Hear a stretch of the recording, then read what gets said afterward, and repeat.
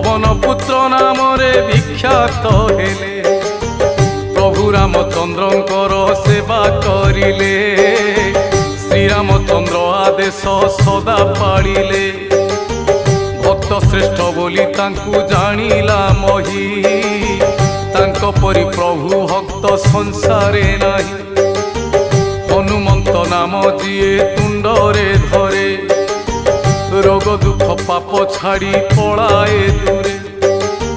भूत पिशाच पाखकु आसंती नाही जिए हनुमंत नाम स्मरई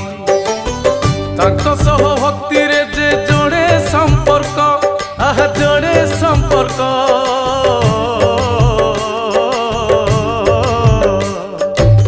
तांको सह भक्ति रे जे जोड़े संपर्क